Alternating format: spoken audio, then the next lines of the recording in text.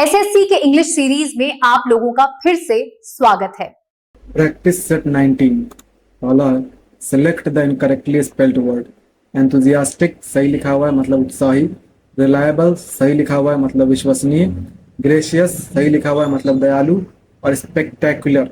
देखो स्पेक्टेकुलर की स्पेलिंग होती है SPECTACULAR। ये जो ओ है इसके जगह पे ए आना चाहिए था, स्पेक्टेकुलर, तो इसलिए ये गलत लिखा हुआ है। स्पेक्टेकुलर का मतलब होता है शानदार, अद्भुत।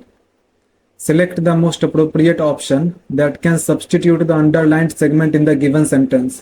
Good nutrition is the bedrock at child survival, health and development. देखो किसी चीज का जो बेडरॉक होता है, बेडरॉक यानी कि उसका आधार, उसकी नींव। तो जब भी हम किसी के नींव की बात करते हैं तो उसके लिए हम उसके नींव की बात करते हैं, तो सही प्रोपोजिशन जो है वो ऑफ होगा।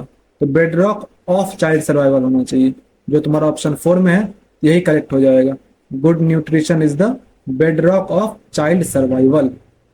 Next है select the most appropriate option to fill in the blank. The way she elaborated on every detail with precision impressed everyone blank the meeting. तो जिस तरह से उसने elaborate किया यानी व्याख्या किया वो भी एकदम सटीकता के साथ, इसने मीटिंग में जितने लोग थे उन सबको इम्प्रेस कर दिया। तो एवरीवन के बाद यहाँ पे कौन सा प्रीपोजिशन आना चाहिए? वो आ जाएगा at the meeting, everyone at the meeting. Select the most appropriate synonym of the given word. Reluctant.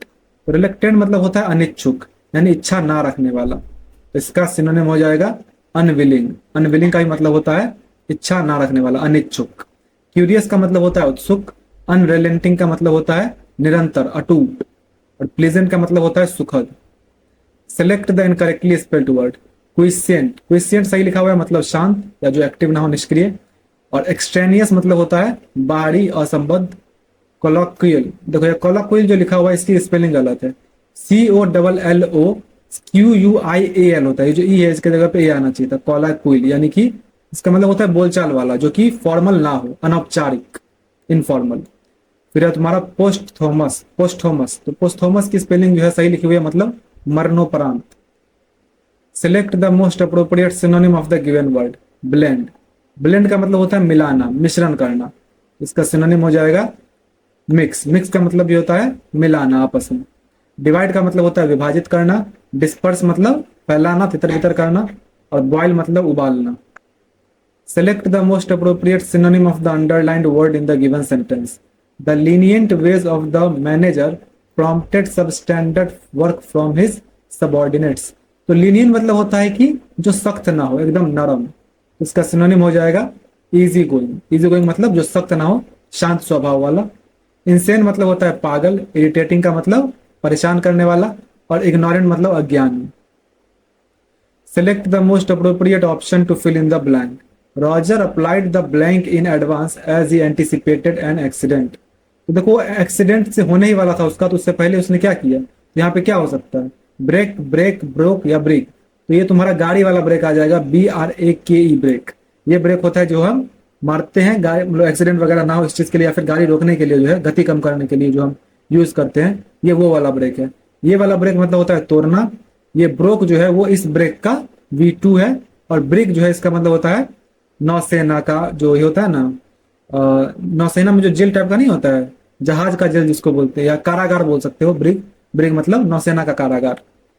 The following sentence has been split into 4 segments. Identify the segment that contains a grammatical error.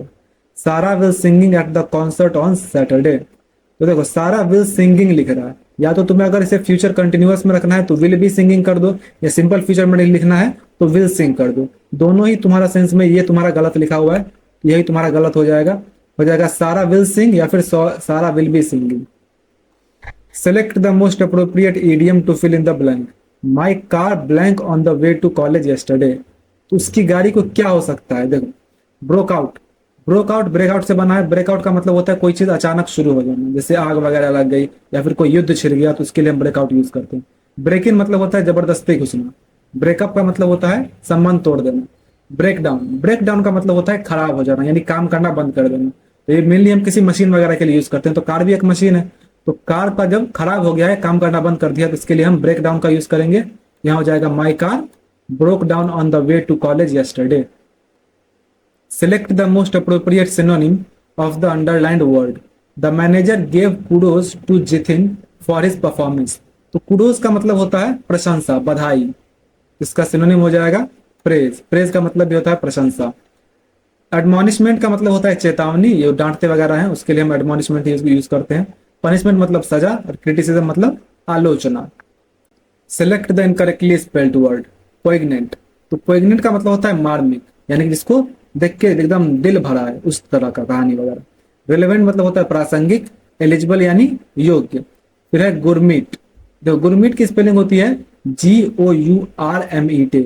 ये जो तुम्हारा extra are है ये नहीं होना चाहिए, GOURMET। इसका MET, हाँ ये तुम्हारा जो है ये गलत लिखा हुआ है।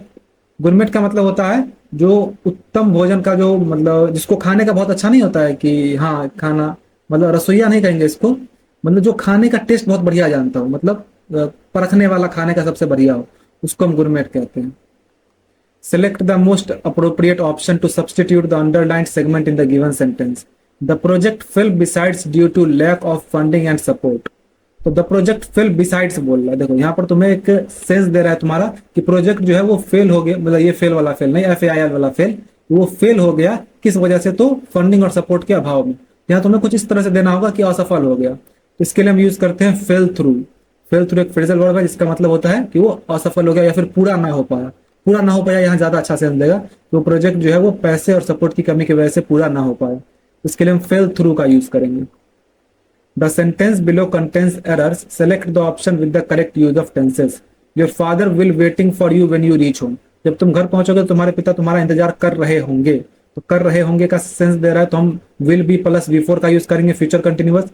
पहले वाले में नहीं है तुम्हारा, दूसरे वाले में भी नहीं है, तीसरे में देखो your father will be waiting for you when you reach home, ये तुम्हारा एकदम करेक्ट हो जाएगा, यही सही है। Select the most appropriate antonym of the given word. Bulging, तो बल्गिंग का मतलब होता है बाहर की ओर निकला हुआ यानी फूला हुआ। इसका एंटोनिम हो जाएगा कॉन्ट्रैक्टिंग। कॉन्ट्रैक्टिंग मतलब होता है सिकुड़ा हुआ, छोटा होना। फिर है स्वेलिंग। स्वेलिंग मतलब होता है सूजा हुआ। तो सूजा हुआ यानी कि जैसे नहीं थोड़ा स्किन वगैरह सूज जाता है तो फूल जाता है, तो वो बल्गिंग का एक तरह से सिनोनिम ही हो गया। हैंगिंग मतलब होता है लटका हुआ। वीपिंग का मतलब रोना। The following sentence has been split into 4 segments. Identify the segment that contains a grammatical error. They were interested on learning new languages. तो दे वर इंटरेस्टेड ऑन बोला, जब हम किसी चीज में इंटरेस्टेड होते हैं, किसी चीज में हमारी रुचि होती है, तो उसके लिए हम इंटरेस्टेड इन का यूज करते हैं। यहाँ पे ऑन के जगह पे इन आ जाएगा, ये तुम्हारा गलत है, हो जाएगा they were interested in learning new languages. Select the appropriate option that can substitute the underlined word in the following sentence to make it grammatically correct. This almirah is made up of heavier metal. यहाँ पर सिर्फ ये बता रहा है कि heavy metal से बना है, यहाँ ना तो कंपेयर किया जा रहा है ना ही सुपरलेटिव बता रहा है। इसको हम पॉजिटिव डिग्री में ही रखेंगे, तो हो जाएगा हेवी मेटल। तुम्हारा पहले से इसको सब्सटीट्यूट कर दो। Select the most appropriate option to fill in the blank. Never blank ever seen a more disgusting sight. तो देखो जब भी नेवर से सेंटेंस शुरू हो तो उसके बाद हम उसका इन्वर्जन यूज करते हैं। जो तुम्हारा ये स्ट्रक्चर होता है जैसे सब्जेक्ट प्लस वर्ब, तो उसको हम इन्वर्जन में यूज करेंगे, तो यहाँ हो जाएगा वर्ब प्लस सब्जेक्ट। तो never have I ever seen हो जाएगा। तुम्हारा ऑप्शन 4 एकदम करेक्ट हो जाएगा, never have I ever. Select the most appropriate synonym of the given word. Panacea. तो पेनेसिया का मतलब होता है सभी बानों का, सभी रोगों का इलाज। जैसे रामबाण इलाज कहते हैं ना, तो वही सभी रोगों या सभी समस्याओं का इलाज। इसका सिनोनिम हो जाएगा रेमेडी। रेमेडी का मतलब भी होता है उपचार या इलाज। फिर है सर्वे। सर्वे का मतलब होता है सर्वेक्षण। प्रेशर का मतलब दबाव, और मिरेकल का मतलब चमत्कार। Select the most appropriate option to fill in the blank. She was barking up the wrong blank when she filed a complaint against ragging with the students union instead of the university administration. तो university administration के पास complain करने के बजाय जब वो students union के पास ragging की कंप्लेन करने गई, तो वो क्या कर रही है, वो गलत जगह प्रयास कर रही है, उसका कोई फल नहीं आने वाला है। यहाँ हो जाएगा she was barking up the wrong tree. ये तुम्हारा मुहावरा है, एक इडियम है, barking up the wrong tree. इसके लिए यहाँ पे barking up the wrong tree का यूज करेंगे। अब कंप्रहेंशन पैसेज पढ़ लो, क्वेश्चन देख लो। चलो अब बनाया जाए। अ phobia is an irrational fear of an object, situation और लिविंग थिंग। फोबिया जो है वो एक इरेशनल फियर है ऑब्जेक्ट, सिचुएशन या किसी लिविंग थिंग का।